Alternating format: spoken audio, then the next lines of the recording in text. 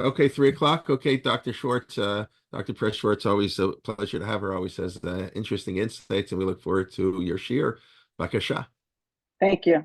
I'm glad that we are starting in a very timely fashion because I have signed myself up to speak for Torah in Motion at 3 and in my shul at 4, and my shul and Torah in Motion are not located in the same place. Now, I did this back to back also last year, and I somehow remember it working. I'm not really sure how. Not sure how it's going to work this year, but I will end hard stop at 3:55 and then fly down the hill and get to shul. I wanted to talk today about history and memory and what it means that we are thinking about Jewish memory at a time that we are living Jewish history, the way those two things work together or don't, and particularly how we experience them on Tisha B'Av. In talking about Jewish history and Jewish memory, I am very obviously drawing from the terms laid out in the book Zachor by the great Jewish historian Yosef Chaim Yerushalmi, wrote a book called Jewish History and Jewish Memory. The subtitle is Jewish History and Jewish Memory. The title is Zachor. And in Zachor, he talks about the fact that Judaism has clearly always had a consciousness of history, a consciousness of its past. That's evident from the Chumash itself, right? Zachor Yemot Olam Binushno Dor Vador. This idea of looking back in the past is not at all a novel idea or a modern academic idea. We find it starting in the Torah itself. In fact, we found it in today's Torah reading, in today's laning, right? Inquire about the days that were before you. Was there ever anything like this great event, this great happening? Did any nation hear God's voice speaking to them from within the fire and live? So inquire in history, look into the past, see if something like this had ever happened. And so, yes, always this consciousness of the past, this awareness of this past, and this thinking about the past. But also, this illustrates to us, and this is what Yerushalmi says, that this is not about history as history. This is not about maintaining a comprehensive accounting of events or an accurate historical narrative. The purpose of this awareness or this knowledge of the past is to build a certain kind of Jewish self-understanding, of national understanding, of awareness of and commitment to a shared mission. That's what the purpose of knowing the past is. The purpose of knowing the past is not knowing the past on its own terms and for its own sake. And so he says, for example, that even in the Tanakh itself, which proceeds roughly chronologically and does give you a roughly comprehensive chronology of events. There was this king and then there was that king, and you get years and you get reigns. Yerushalmi points specifically to the king Menashe HaMelech. I'm not sure why he chose Menashe as his example. Menashe had a 55-year reign. That is a darnly long time. And the only thing the Navi tells us about Menashe's reign is 55 shana malach b'Yerushalayim. He ruled for 55 years in Jerusalem. Vaya'as hara b'einei Hashem. And he did evil in the eyes of the Lord. And then it goes on to detail all of the evil. Over the course of 55 years, surely some legislation must have been passed, some budget adopted, some public works project undertaken. There's no word of any of that in Malachim because it's not relevant, it's not important, it's not what we need to know.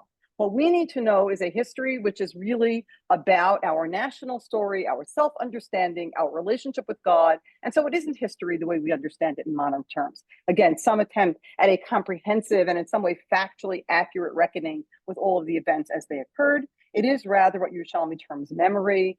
It is intended to give us a particular way of understanding ourselves, understanding our relationship with God, and understanding our place in the world. That's what this story is about, and that's why it's perfectly fine to sum up the 55-year reign of a king by saying in 4 words, in Hebrew it's 4 words, he did evil in the eyes of God, moving right along now. That's all we need to tell you, and then we discuss the evil. That's all we need to tell you about the reign of King Menashe. In fact, Yerushalmi points out that when we move from the period of Tanakh to the period of the Talmud or the Mishnah, the Talmud rabbinic literature, we actually get less historical, not more. The Tanakh itself, again, is providing us with a roughly sequential listing of kings and times and periods and events that happen. It's giving us a basic chronology, even if it's not providing that chronology in the interest of an historical narrative, but rather, again, in the interest of creating some kind of national story and national memory. Once we get to the time of Chazal, Yerushalmi points out, first of all, they are not giving us any kind of consistent sequential historical narrative about themselves. They aren't telling us who they are and when they lived and the events that happened in any kind of order. And not only that, says Yerushalmi, but they like to go back and collapse the chronological ordering of the Tanakh, or create wormholes for time travel in the chronological ordering of Tanakh. And so you'll see Chazal telling you that this figure in Tanakh or that figure in Tanakh actually lived hundreds of years, actually lived 1,000 years. That Og, the king of Bashan, that Moshe and the Jews fight with before they enter the land of Israel, was hanging off of the top of the ark when Noah was sailing his teva through the flood, and was then present. He was the one who came to tell Abraham that Lot had been captured. And so Og goes from being a particular king of a particular people situated in a particular time to being this trans-historical figure who pops up at all kinds of points in Jewish history to do all kinds of things. The rabbis did not mean by that, certainly did not mean by that, to give us any kind of historical accounting of who was where when. They certainly meant by that to give us some kind of story, some kind of understanding, teach us something, make some kind of broader point. I'm not going to rehash here, it's been rehashed many times, the problems that come from teaching children those stories as though they are meant to be renderings of historical and chronological fact. The Rambam, a long time ago, takes on those people who read Agadah, who read the story portions of the Talmud as though they are literal historical truth, and then dismisses the rabbis as being fools or silly. The Rambam says you don't understand how to read what you're reading, and therefore you're not getting out of it what you were meant to be getting out of it. And thus things continue. Yerushalmi parses out the difference between the medieval period, the early modern period, but the basic story always is that whatever amount of interest Jews have in events of the past and in recounting those events of the past, it is not an interest in some kind of objective or academic understanding of events. It is an interest in telling a particular kind of story. And then, to be very simplistic, comes the Enlightenment and the Jewish Enlightenment, the Haskalah. And then comes the idea that we really should not just accept all of these stories that we've been told with all the messages they're meant to give us, but that we should apply our tools of academic scrutiny to all of these stories of our own past. Do they make sense? Can they be proven? What are the primary and secondary sources for them? And so we are no longer telling stories of national memory, telling stories that build national identity, telling stories that build some kind of corporate identity. Instead, what we are doing, in the words of Leopold von Ranke, the 19th century German historian, is to try to recount events, wie es eigentlich gewesen, the way they actually were. And that, of course, leads to a great deal, as you can imagine, of historical revision and debunking, quite a bit of which has made its way into our community. So that, for example, the stories that I was taught about Unitana Tokef as a child in a more yeshiva school system, about Rabbi Amnon and his being brought before the priest or the duke or whoever it was and being told to convert and his limbs being severed and everything else. I think, you know, every modern Orthodox 12-year-old can tell you that that's not really what happened. Rabbi Amnon didn't have. I'm not sure that we're necessarily better served by having every kid know that story didn't really happen, and then by having kids think about that. We could think about that either way. And so we in the modern Orthodox community find ourselves, as we so often do, kind of caught in between. Big surprise right there. Caught between a desire to bring the tools of academic thinking and rigor, and we really should know what actually happened, and we should look at primary sources, and we shouldn't just accept myths and stories and fables. We should understand, and there is a great deal of meaning that comes from a real understanding of the Jewish past, and no knock on academic history. I'm trained as an academic historian, but academic history alone is not going to pass on deep Jewish feeling and connection and investment and involvement and peoplehood and love to our kids and our students. That's not going to be what does it. Somehow there has to be a way of nurturing a sense that there is a national story here that matters, that they are part of, and a whole lot of academic historians saying, well, not really, is not going to be the way that we exactly are going to do that. And so we're sitting here at this intersection of history and memory. We think history is important. We think memory is important, trying to find our way through. And this actually comes up a lot in and around Tisha B'Av. I was a student in seminary in a post-high school gap year program in BJJ, in a Haredi women's seminary in Jerusalem. The first time that I heard that in the religious Zionist community, there were people who edited the text of the Nachem prayer that we recite on Tisha B'Av, who do not recite the text of the Nachem prayer as it was originally printed in our Sidurim. And this was presented to me by Rebbetzin Beruria David Zatzal, who was the principal of that school. And those of you who know her or know about her will not be surprised to hear that she took a very dim view of this practice of editing the text of Nachem. The purpose of editing the text of Nachem was to change some of this language. Ha'ir ha'avela v'hachar.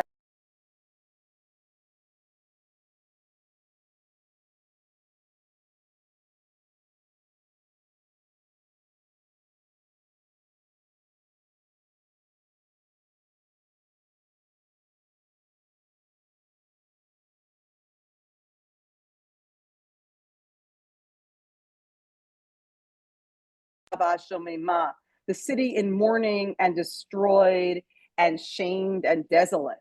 Foreign legions have swallowed her. Idol worshippers have inherited her. And they put your nation to the sword. So the first time that I heard an answer for this practice or an explanation for this practice that helped me see it as something other than just Zionist triumphalism and helped me understand it as a practice with merit was an explanation that I heard attributed to a great modern Orthodox Rosh Yeshiva. I'm not going to cite it in his name because I did not hear from him directly. I did not see it in writing. I only have it secondhand. So I can't be certain that he actually said it. But the explanation that I heard was our prayers before God should be true. We should say things that are true. If it isn't true that the city is mourning without her children, because in fact, hundreds of thousands of her children are living in the city, if the city is not in fact destroyed, if the city is not in fact desolate, then we shouldn't say in our prayers that it is. And although I personally never changed the text of an Nachem prayer that I said, and I don't think that that's standard practice, certainly in American modern Orthodox congregations, to change the text of an Nachem prayer, it did make sense to me as an explanation. I understood it as an explanation. And then maybe I got older. I think the claims of truth, of history versus memory, which one is more compelling, shift.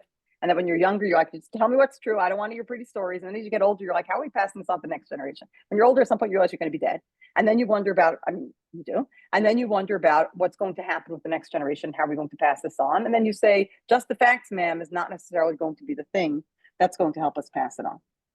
So now I really wonder, yes, truly, all of our tefillot must be true. On Tisha B'Av, we recite among the keynote, among the mourning prayers, elegies that we recited a couple of keynote for the destruction of the Jewish communities of the Rhineland during the Crusades. And these Crusader narratives include things like stories of communities committing mass suicide rather than allow themselves to be forcibly converted to Christianity, parents sacrificing children. These are mourning prayers, mourning poems that we've been reciting as part of our Tisha B'Av observances for centuries. First Crusade was almost a millennium ago. It is well established by academic historians that these Crusader narratives are not all historically accurate. Some of them were written decades after the events they purport to describe. Some of the events they describe, by definition, had no survivors. If everybody in the community died by suicide, how are you telling me exactly how that event took place? Nobody who was there lived to tell about it. And it is very clear that the purpose of these crusade narratives that we recite in the keynote is not to give us a precise historical recounting of how this or that community died. It is telling us something that at a deep level is true about our national story. And that is that Jewish communities were massacred in the Rhineland during the Crusades by Christians who were off to free the Holy Land from the infidel and decided to dispatch the Jews along the way. That is deeply and profoundly true. And then the purpose of these stories is to connect those events to other Jewish history and other Jewish events. So we are like Abraham, who was called upon to sacrifice his son Yitzchak. We were called upon to sacrifice our children rather than have them convert to Christianity. What the precise historicity of this poem or that narrative is far less relevant to our tefillot than the fact that this is saying something true about the Jewish story, obviously true that happened, right? Jews were massacred in the Crusades. But if the particulars and the details aren't true, and so thinking about that, about the Crusader narratives, actually made me wonder about Nachem. Really? Do we think that all of our prayers before God have to be true? Here's a simpler example. We say a kina on Tisha B'Av, and we also say in the Yom Kippur service about the murder of 10 great Torah scholars by the Roman rulers, the Asara Harugei Malchut. It is very commonplace at this point, extremely widely known. I don't have to persuade anybody that there was never an event like the one described in which the Roman ruler summons before him and says, give an accounting for why the brothers sold Yosef. And if you can't give me an accounting for why the 10 brothers sold Yosef, I will take 10 of you and kill 10 of you as an atonement for the 10 brothers. We know this because the figures who were described as the 10 Harugei Malchut, the 10 people who were killed by the government, didn't all live in the same generation. They weren't all killed at the same time. I'm not saying anything remotely novel. And so obviously taking this murder of 10 leading Torah scholars of their days, of their generations, who were murdered by Roman rule, and talking about the impact that that had on the Jewish communities of its time, and framing it in a way that connects it to Jewish memory and the Jewish story, by connecting it to the stories of the 10 brothers who sold Yosef, their brother, and making this somehow an atonement and expiation for that, is not meant to be an historical argument about an emperor summoning these 10 or whatever the story was. It is meant to take events that actually happened, the murder of these men by the Roman rulers, and connect it to a story of Jewish history and Jewish memory. And nothing about the not historicity of that story makes us feel like we shouldn't say it in our prayers, because our prayers have to be accurate. We feel very comfortable saying the story in our prayers, understanding what it is meant to be accurate about and what it is not meant to be accurate about. It is meant to be accurate about a particular experience that the Jewish people had. It is not meant to be an historical recounting of how that happened. And it is meant for us, as a matter of memory, to connect that event to the broader Jewish story. I had the real privilege of participating in a few weeks ago, a gathering that happened in New York of religious Zionist educators from Israel and American educators, American modern Orthodox educators. We had been meeting together over Zoom over the course of the year, and this was the first chance we had to meet in person. This event was planned before October 7th, whatever it was that we were supposed to be working on together over the course of the year. Everything was thrown out. We had an initial meeting in September, and then everything was thrown out. We spent a year talking about all the sorts of things you would imagine we spoke about, and then we had a chance to meet for a few days at the end of July to get to know each other in person and to talk and to think together. It was a really profound experience in many, many ways, but here's something fascinating that happened. One of the educators whom I got to know, Yael Areli, who works in the school system in Modi'in, said, every year there's a new version of Nachem. Some religious Zionist rabbi in Israel comes out with edited this way and tweaked that way. And after the Hitnakut from Gaza, there was one, after the disengagement from Gaza in 2005, there was another changed version, another changed version. And she said, every year, another rabbi comes up with another changed version of Nachem and the exact text of what it is that we're supposed to say. She said, this year, nobody has any problem saying the original text of Nachem. And so there's a way in which, for all, it's no less true today than it was a year ago. There are hundreds of thousands of Jews residing in Jerusalem. Jerusalem is not, in fact, a city destroyed or a city bereft of her children. And yet there is something about the truth of that prayer as it connects us to our Jewish experience and story and memory that is profoundly true, even if it is not historically true or current eventsly true. And a community that has spent a lot of time arguing back and forth about the precise wording of that prayer has decided that, in fact, for this year, the original wording, she has been swallowed up by foreign legions. They have put her children to the sword, resonates meaningfully as a prayer to be recited on Tisha B'Av. And yet, having just said to you that I am very comfortable, and certainly have become more comfortable as I've gotten older, with the idea that prayers don't actually have to be true in the historical narrative sense of the truth. That prayers can very well communicate to us a sense of memory and who we are and our Jewish story without communicating to us historical understanding. I will now tell you about my own hypocrisy. I think many of our communities, probably all of our communities, recite some kina or other for the Holocaust. There are many that have been written.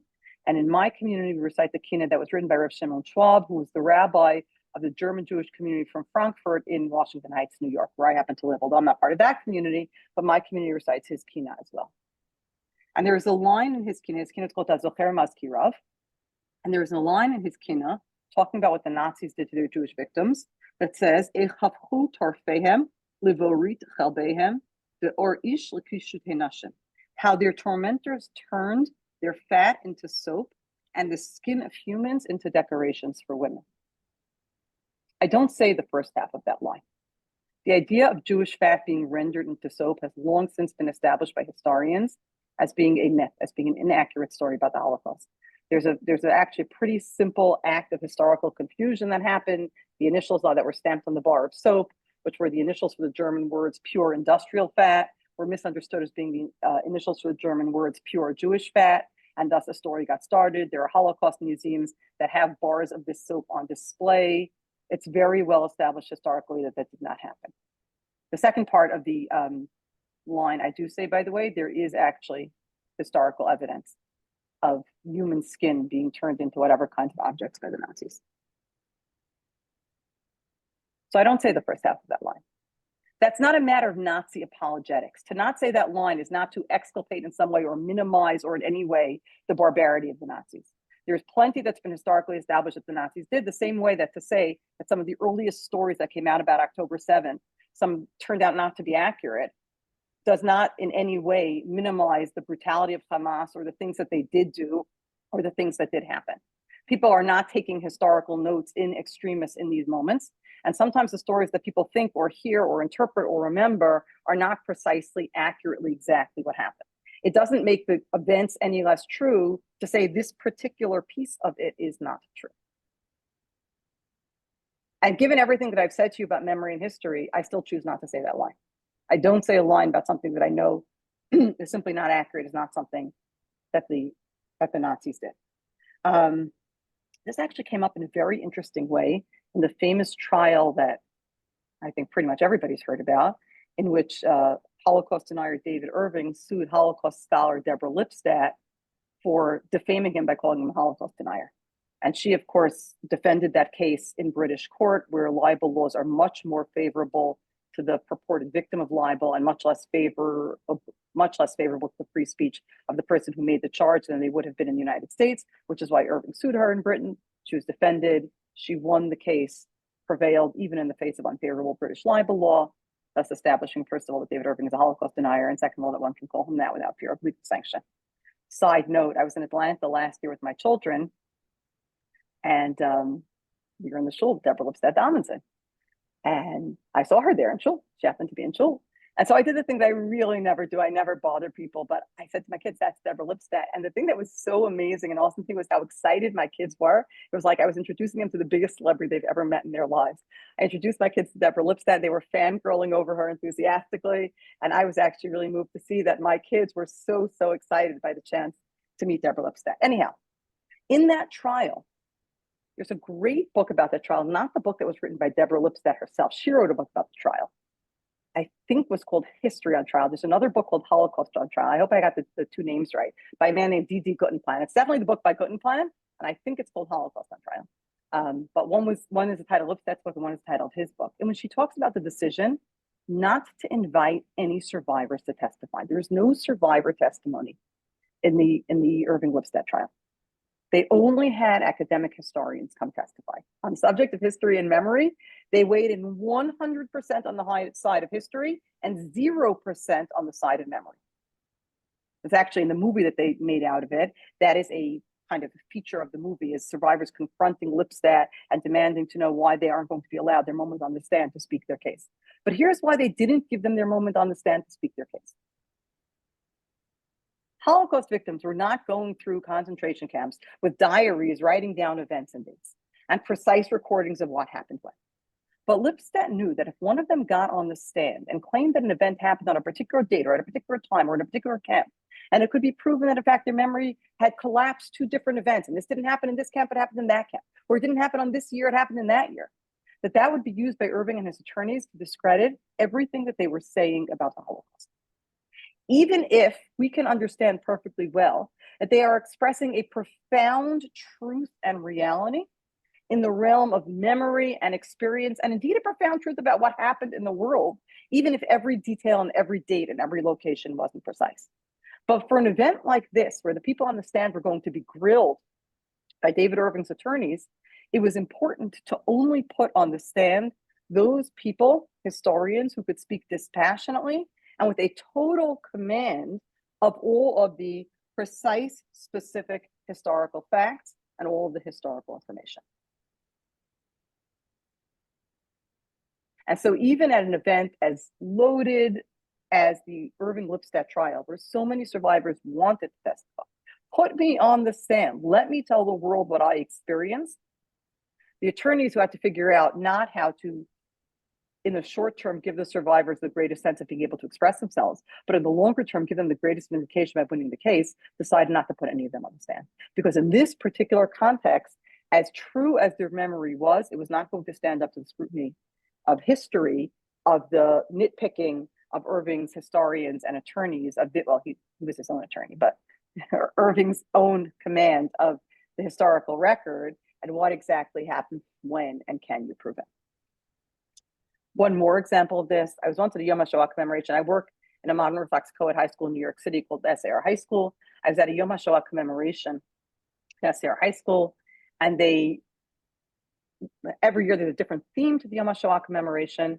And this year, the theme of the Yom HaShoah commemoration was individual testimonies or personal testimonies. And they put up on the screen the letter from the 93 Beis Yaakov girls who realize that they are being taken for sexual exploitation by Nazis and decide to end their own lives rather than succumb to that. And I saw that up on the screen and was very taken aback because, again, it is very well known it's very well known within communities where that letter was circulating earlier, which probably means communities that are more highly populated by Beis Yaakov girls. That letter went around much sooner, and it was well known that that letter was a fiction. I don't know if it was written as a hoax or was written as fiction and then mistakenly adopted as fact. That letter is not a factual letter. In the modern Orthodox community, which I guess had less exposure to that letter, sometime in the mid 2000s or early 2010s, somebody thought that this was an accurate historical letter and put it up. And so I shared after the event with my school community that was not, in fact, not, again, that there isn't plenty of evidence of terrible atrocities being committed in the Holocaust, including the sexual exploitation of Jewish women. It is a different kind of myth that Jews told themselves in the early years after the Holocaust that the Nazis, because of their racial beliefs, did not rape or sexually exploit Jewish women. That's not true. We have a great deal of historical evidence it's not true. Whatever their racial beliefs were, they managed to set them aside to rape and sexually exploit Jewish women. That might have been a story that gave people some measure of comfort at some point. We know that's not true.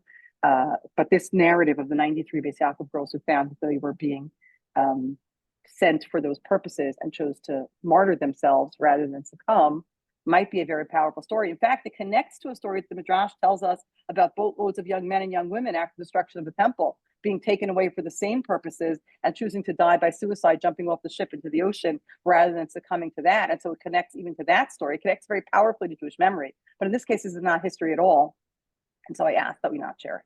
And so I think I'm presenting that there's really a pretty knotted up conundrum. That on the one hand, I do not want to say things that are absolutely simply historically inaccurate, even if they resonate a great deal with history.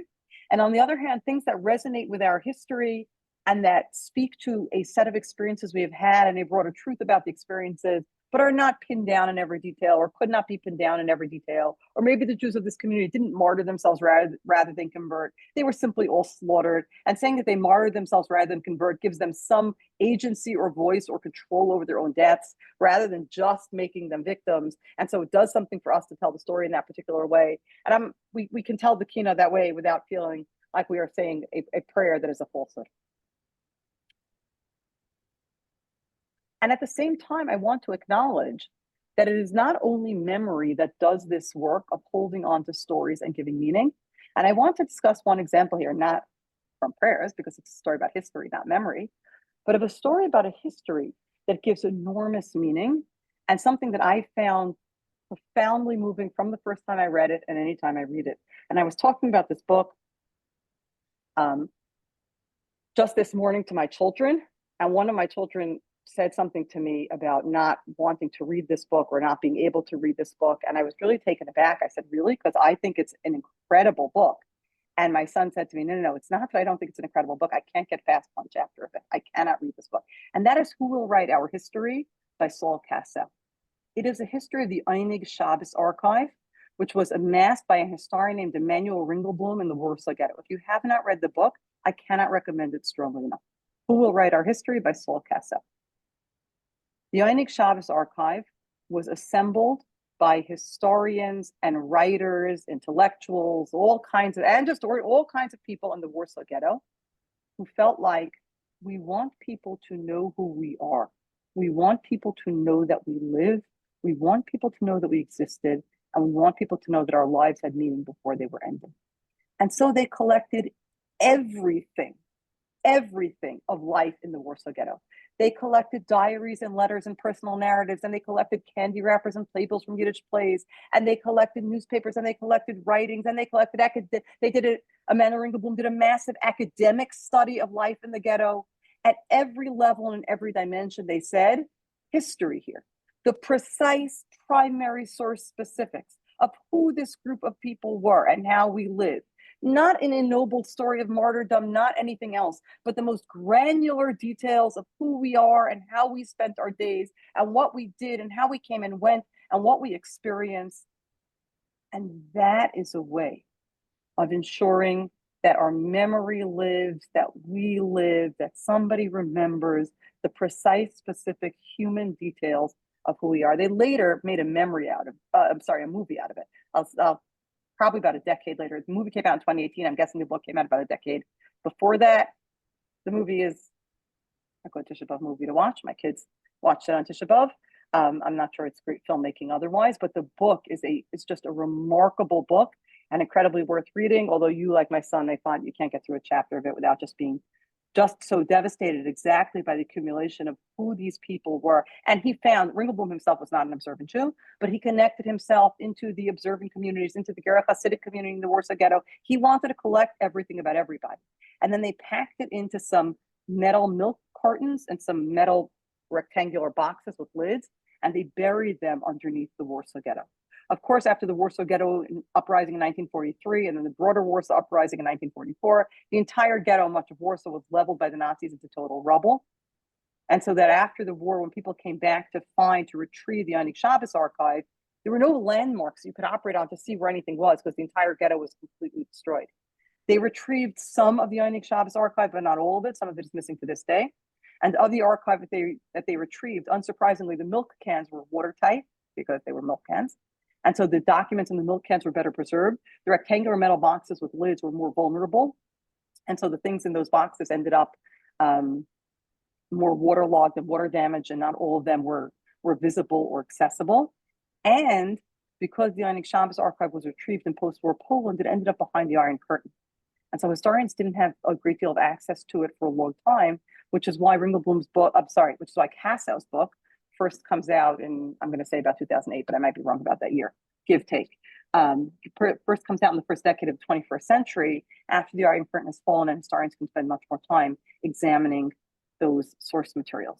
But that is an example, I just want to point out, of history actually being used in the service of creating a different kind of memory, a memory that says, don't subsume us into your broader stories of Akedat Yitzchak or the 10 brothers selling Yosef. Instead, recognize the incredible specificity of who we are and how we lived and why it mattered that we died.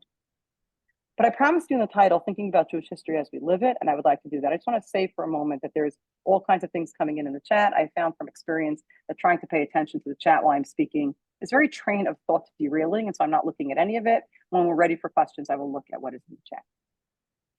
Because here's where we find ourselves right now, and it is, well, it is obviously deeply painful, as everything about right now is deeply painful, but it also, I think, needs some real thinking through. We are living through very painful Jewish history. One of the ways we make meaning out of this Jewish history is to connect it to Jewish memory. The same way that the people who wrote Crusader narratives connect them to the story of Akedat Yitzchak. The same way that whoever it was who wrote the keynote about the Asara Hurugei Malchut connected them to the stories of the 10 Shvatim, the 10 brothers selling their brother Yosef. We see people all around us making meaning of the events of October 7th and after by connecting them to Jewish memory and Jewish stories. And that can be very powerful. But at the same time, we collectively, the Jewish people, are being faced with the reality that the people who wrote the Crusader narratives were not faced with. They didn't have to think about what are the implications for the way I tell this story, for how I relate to the Christians among whom I live. They had no power over the Christians among whom they lived. They had no ability to do anything to the Christians among whom they lived. They were living at the more or less sufferance, greater or lesser sufferance, depending on the time of the Christians of who they lived. And they could tell whatever stories about the Christians they want, as long as they could get away with them. The censors didn't censor them. Today, the stories that we tell about the events of October 7th, the way we connect it to Jewish memory, not only helps us make meaning of the day, think about it theologically, help us tell ourselves a story about it, it also has implications for what the Jewish people or the state of, let's not say the Jewish people, let's say the state of Israel, but that's a pretty significant chunk of the Jewish people, what the state of Israel does next. And so, to pick a very specific example, if I choose to make sense of the events of October 7th by connecting them to the story of Amalek, which is a story that we Jewish people carry around with us all the time. We're more comfortable with it, we're less comfortable with it. We carry it around with us all the time. We all go hear Parshat Zachor every year. It is a mitzvah to hear the commandment to eradicate the memory of Amalek every year. But it's a mitzvah and a hovering up here somewhere kind of mitzvah that I hear about it. Amalek doesn't exist. I'm never going to meet a person of Amalek. I'm never going to be asked to put this into practice. The extent of my observance of the mitzvah is that I remember them once a year, and then I say more mean things about Amalek on Purim, and we're all happy and we all go home. When I invoke that story and that historical memory of Amalek, which is very powerful and gives us a way of understanding those horrific events, not just in a why didn't the Israeli army do X or Y, but this is part of Jewish history and part of our story, and there is meaning here. That has very real world practical implications. And so that crossing over of history and memory has ramifications, has impacts that it didn't have when the Crusader narratives crossed over history and memory.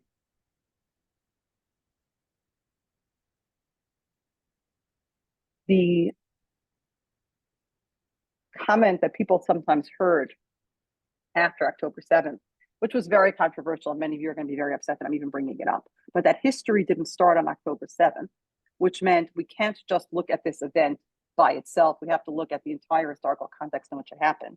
Whether you like that or not, I think that is actually a specific, it wasn't meant to be this way, but I actually think it functions as a specific call to history rather than memory. Don't say this is part of a millennia old hatred that non-Jews have for Jews. Instead, look at the people who are saying that are calling for, look at the specifics of the circumstances in which this occurred and understand this in its specific circumstances. The challenge for us, I think, is that as a Jewish people, having had this horrendous a tragedy befall us, it is right and proper that we should understand it as part of our Jewish story, that we should understand it as our Jewish memory. That is what we should do. There is a reason we are talking about this on Tisha B'Av. We'll also talk about it on October 7th, but there's a reason we are talking about it on Tisha B'Av. We have long since established that Tisha B'Av is a day for commemorating all the tragedies that befell the Jewish people, because we see all of these tragedies as connected fundamentally to our state of being in exile. That means that we are connecting every tragedy that we talk about and the ones that we don't talk about to our Jewish memory.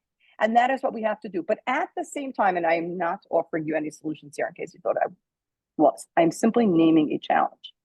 At the same time, if we use that Jewish memory to talk about the events of today, they can drive, when we in fact have the ability to take, or again, the government state of Israel has the ability to take actions and make decisions as a polity on the basis of that memory, then I think we have to ask us where that memory is driving us. There is a lot of talk of revenge in our liturgy.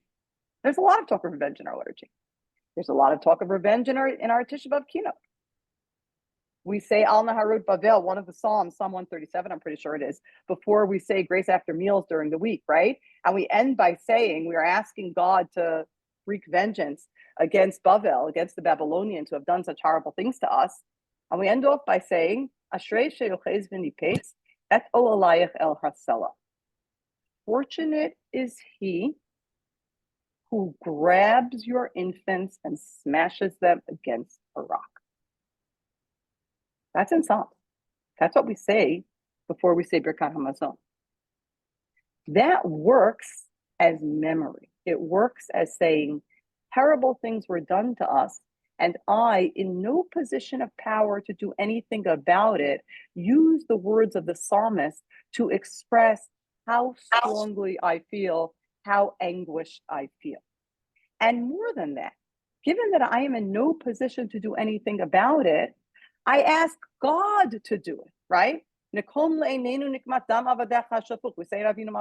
Avenge before our eyes the vengeance of your servant's spilled blood. Or in this case, in Al Harut Babel, it's not really God. I just say, fortunate is the one who, I don't know who I'm calling on to do this. But at a time when there is a sovereign Jewish government that actually has the power to do these things, the way we invoke Jewish memory becomes much more complicated, much more fraught, much more potentially problematic. And so thinking about the ways we deploy and use Jewish memory, even as we must deploy and use Jewish memory. We are a people, Yerushalmi said, going all the way back, who thinks about our past and what the meaning of our past is for us and the charge that our past gives to us.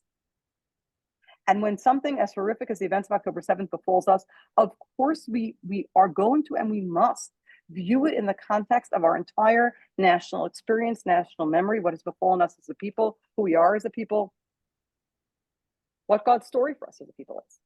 And also, at a time when there's a sovereign Jewish polity that has the ability to take action and do things that the Jews did not, an ability the Jews did not have. Not when they were singing those words of Psalms about their Babylonian captors, not when they were reciting Crusader narratives about their Christian oppressors, not at any of the other points in, not when they were fasting in Sivan. Side note, there's no memory of Gzerot Tach and Tat, the Khmelnytsky massacres of 1648 and 1649 in Tisha B'Av. The Khmelnytsky massacres, I'm reasonably certain this is historically accurate, were the worst large-scale murder of the Jewish people between the destruction of the Second Temple and the Holocaust. That's a pretty long stretch of time in which to be the worst massacres of the Jewish people. Again, I'm reasonably certain that the death toll of the Khmelnytsky massacres, I haven't checked this in a long time, but the last time I checked it was in the six figures.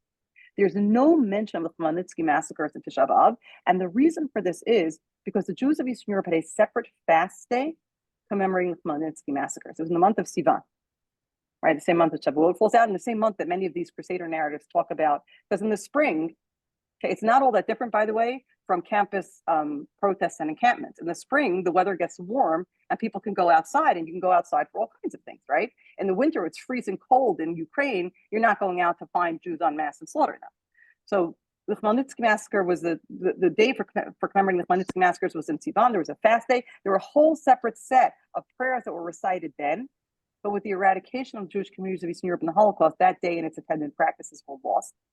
And whatever the prayers were that were recited never made their way into the Tisha B'Av liturgy. And so on Tisha B'Av, we commemorate various other, the Crusades, if you look at the numbers, as horrific as they were and as large as they loomed in Jewish memory, the Crusades killed a very small number of Jews. Now, all the Jews in the world was a very small number of Jews. It was a very significant percentage of the Jews in Ashkenaz, in the Rhineland. I'm not here to crusade, minimize, or justify or exculpate the Crusaders.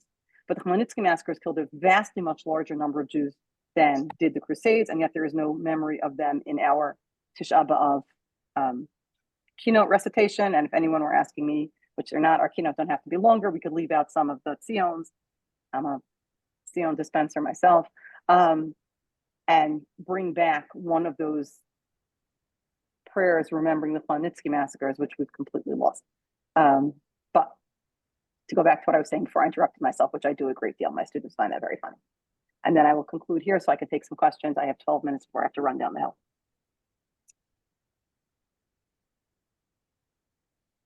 What I was in the middle of saying when I interrupted myself was that at a time when there is a sovereign Jewish polity that actually has the ability to wield enormous military force, when there is a Jewish army, then the ways in which we deploy our memory, our Jewish memory, require a great deal of thinking about and a great deal of care. Yes, we have to deploy them. They are profoundly meaningful. They are important for us as a people. It is not going to be, as I said, dry academic history that motivates our future generations to want to stay part of this story. And yet, at the same time, I think we have to be very, very careful about not bringing in parts of Jewish memory that take what were meant to be calls for divine vengeance, or calls for vengeance that we never expected to be able to execute so we could call for whatever we wanted, and use them as a mission statement, or deploy them as a mission statement, or even just pass them on to our children in a way that shapes our children's minds to think this should be a mission statement, calling for what is, after all, the literal meaning of those words. I'm not at all denying that. So let's look now quickly through the I'm sorry.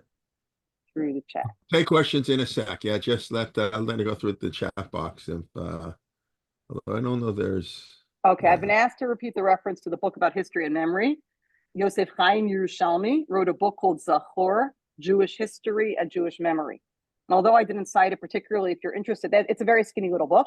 There's another skinny little book that's about a generation 40 years later called Shuva, The Future of the Jewish Past by Yehuda Kurtzer, who's my very once in a while, I mean, not once in a while, but my very part-time boss when I work at the Shalom Hartman Institute of North America when I'm not working at SAR, in which he, as a Jewish historian, revisits Yerushalmi's argument from a different perspective 40 years later, saying that history alone is not going to save us, but how can we come up with a version of memory that makes sense to modern people who, after all, don't just want to tell mythical stories that have no connection to history. And so again, that's the Horror, Jewish History and Jewish Memory by Yosef Chaim Yerushalmi, and Shuva, The Future of the Jewish Past by Yehuda Kurtzer.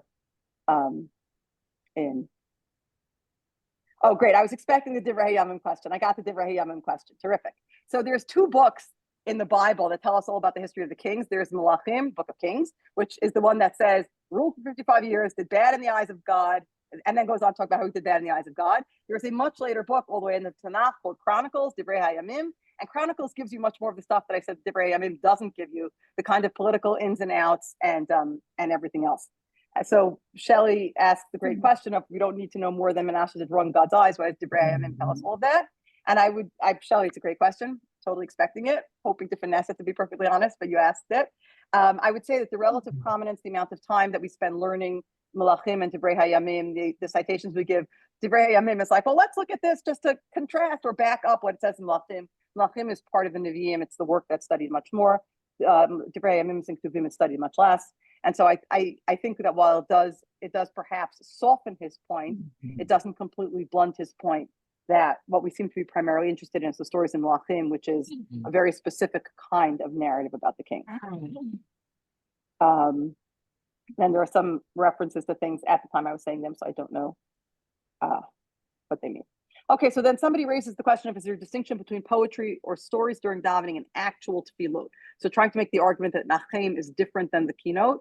That might be a again, I'm not from a community that changes the text of Nachem. I've never changed the text of Nachem. I'm not changing the text of Nachem. It might in fact be that for those people who change the text of Nachem, that's how they explain changing the text of Nachem, but still saying the kina about the Asar Harikei Malchut that we know is not historically accurate. I think there is a broader not broader. I think there is an underlying substrate here, which is that even the community that said we need our tefillot to be true, someone from that community said to me this year, we're all saying the original text of Nachem. That when we feel the powerful memory truth of Nachem, even if it is still not an historical truth of Nachem, that there are more people who are willing to say it.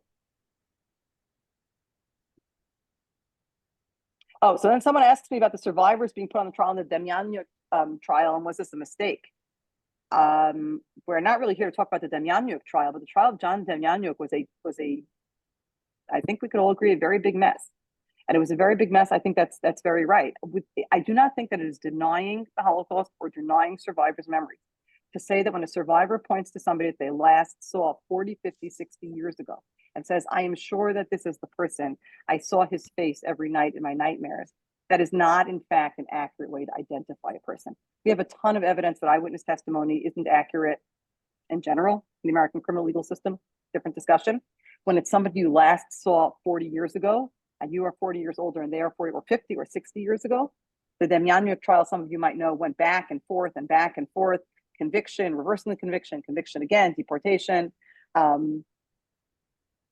because relying on somebody saying, I recognize this man's face, I know him from 50 years ago, might not in fact be the best way to establish somebody's culpability. At Yad Vashem, I heard two guides on the same day tell the same story differently. It was unsettling. Both claim the historicity of the story they told. Right, the part of what you're saying that is interesting to me is claiming historicity. That's the part where Yaf Eliach has this beautiful book, Hasidic Tales of the Holocaust, right? Which she's very clear are tales. They're not meant to be historical narratives of what happened. They're deep reflections of Jewish experience and Jewish memory and how we think about things. And there are so many stories like that. when you start asserting that something is historically accurate, I do think you have to be able to back it up. Yad Vashem guide should probably be telling things that are historically accurate. I'm not sure what is the book title. Who will write our history? History of the Einik Shabbos archive, and historians call it the Einik Shabbos archive because the people who made it called it Einik Shabbos. They called it Oneg Shabbat. That's not what they called it. They called it the Einik Shabbos archive. It's a long book, unlike the other two that I cited you. It's a long book. I don't have enough. Again, I'm an historian by training, so maybe that idea that history can be a powerful way of honoring the victims of the Holocaust and all their individuality and specificity speaks to me particularly. But then my 22-year-old son told me he can't read more than a chapter of it without breaking down. So maybe it's not just me.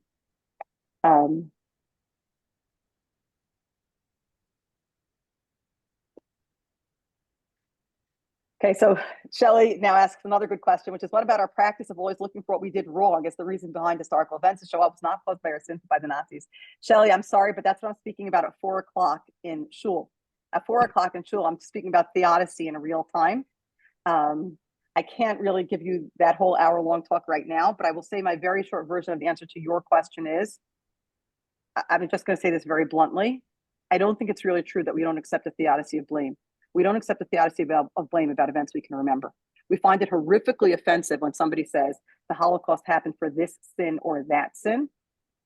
We all totally accept and say all the time, the Second Temple was destroyed for the sin of baseless hatred. What do you mean? Hundreds of thousands of people were slaughtered. You're willing to say that about that? Right, because I don't remember it and I didn't see it. So I don't really think it's true that we do or do not accept that theodicy. I think that the truth is that explanation for evil in the world, that it's because of our sins. I think we accept it readily all the time about events we can't remember, and we recoil from it in horror about events that we can remember. Dr. Rivka, if I may, on that last issue, I'll say, I know you have to leave. I don't believe that the rabbis mean that the temple was destroyed because of Sinat Chinam. I actually spoke about it in the podcast I gave. I spoke about it this morning. An explanation. I don't believe that's true. There are at least 12 different reasons in the Babylonian Talmud, and at least an additional one in the Jerusalem Talmud why the temple was destroyed. It means the rabbis have no. They're not prophets. It would be a chutzpah of the rabbis to say because of Sinat Chinam the temple was destroyed. What the rabbis are saying is that sort of what can we learn from the fact the temple was destroyed? The temple was destroyed because of the Romans. There was a rebellion, whatever the historical geopolitical reasons are. That's why the temple was destroyed. The rabbis always look, what can we learn from this event? And every rabbi living in a different time in a different place had a different explanation. They got 20 different reasons. The Gemara in Shabbos lists off 7 different reasons in a row why the temple was destroyed. I'm just going to say that I don't think that's a disproof of me. I think that's a further proof of me. They might have had 12 different ones, but they were very willing to give us sins that were the reason for our mass slaughter. The first person to come out now and say this sin was the reason for October 7th, I mean, I don't know. Maybe someone did already. Maybe I'm under. I don't know. I think that anybody who did that would get obliterated, annihilated. Nobody wants to hear that about an event that we are suffering through right now. But we all accept it as an explanation. I want to just say finally that my good friend Racheli Weiss-Luftglass, who turns out to be on this, who is a far bigger Tanakh scholar than I, says that the Abarbanel in his introduction to Divrei Hayamim does a great job comparing and contrasting Divrei Hayamim to Malachim and the agendas of each one's author. So if you want to know much more about the differences between Divrei Hayamim and Malachim than I said here, or frankly than I know, please follow Racheli Weiss-Luftglass's advice and look at the Abarbanel's introduction to Divrei Hayamim. And to the person who asked me if I'm related to Susie Cooper Press, I'm her daughter. That looks like we've exhausted all the questions in the chat. We probably have time for one person question before I have to run. Bakasha, anybody? Nobody. You can walk more slowly now. You don't have to fly. Thank you. Thank you. Here's the book. Here's the book. Who will write a history? I heard the author speak in Toronto a number of years ago. It is a fascinating book. It was published in 2007. So you're 1 year off. It wasn't so bad. But yes, it's a book. One on the Einik Shabbos archives. I put out there's a Zachor book. You'll see it's much smaller. The Zachor book. You can read this in a couple hours. Thank you. So anyways. And here's if anybody wants to. Okay. That book I don't have, so I couldn't pull it out. Small. Yes, okay. But okay, Rivka, always a pleasure, always something to think about. And thank you. And I know gone for off to Mount Sinai. So we don't want you to be late. Okay. So all the best. Frida, okay. I'll see you in a few minutes. Thank you so much.